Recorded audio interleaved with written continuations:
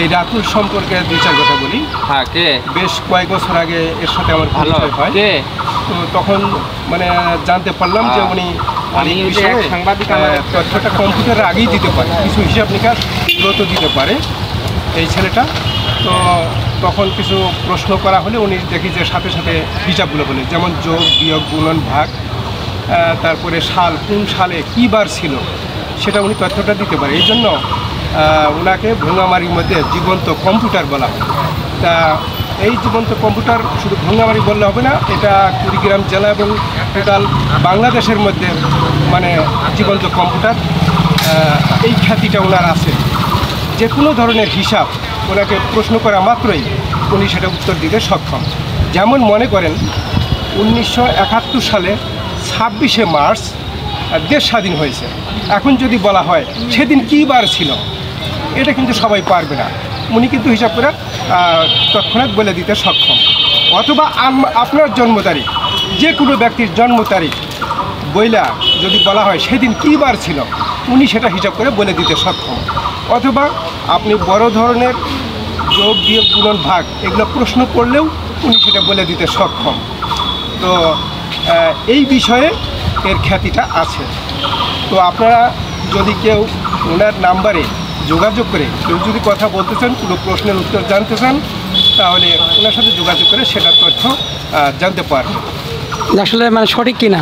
হ্যাঁ, সেটা সঠিক কিনা আপনারা সেটা যাচাই করতে পারবেন। ওনার নাম্বারে কল দিয়ে আপনি এরকম কোনো সন তারিখ দিয়ে অথবা যে কোনো যোগ, বিয়োগ, গুণন, ভাগের হিসাব দিয়ে আপনারা মোবাইলেও জেনে নিতে সক্ষম। এটা আপনারা পরীক্ষা করে দেখতে পারবেন। আচ্ছা, তাহলে আমি একটু তাহলে তোমার সাথেই কথা বলি তাহলে। হ্যাঁ, আপনি কথা বলতে পারেন।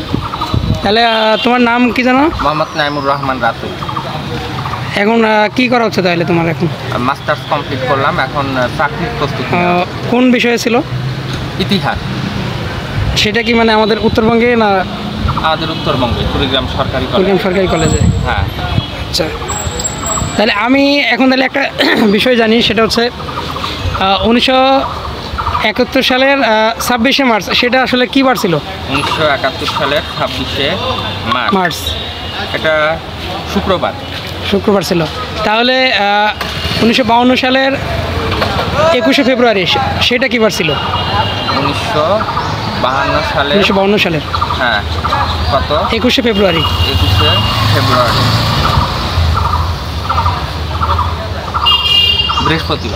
বৃহস্পতিবার। আচ্ছা, যাই হোক, এখন বলেন আমার জন্ম তারিখটা আমি বলি। এখন আমার জন্ম হচ্ছে 1996 সালের 9 মার্চ। তাহলে আমার ওই বারটা কী হবে? 1996-এর 9 মার্চ শনিবার। ঠিক আছে, এইটা একদম সঠিক আছে। এখন ধরেন আগাম সম্পর্কে, যেমন আগামী বছর 26শে মার্চ আসলে এই মানে কী বার পড়বে সেটা হলো 2026 সালের 26শে মার্চ। সেটা কী বার হবে? 2026 সালের 26শে মার্চ।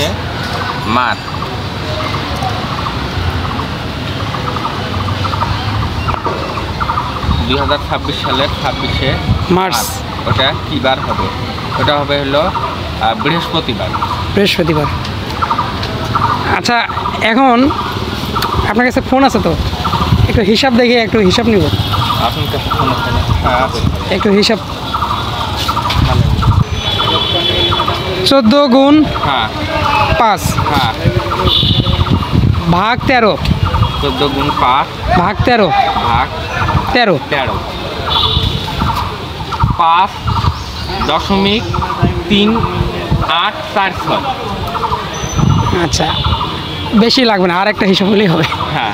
আচ্ছা, আমার জন্ম তারিখ যেটা আছে ওইটা দিয়ে আমি দিতেছি। 1996 ভাগ 3 যোগ 9।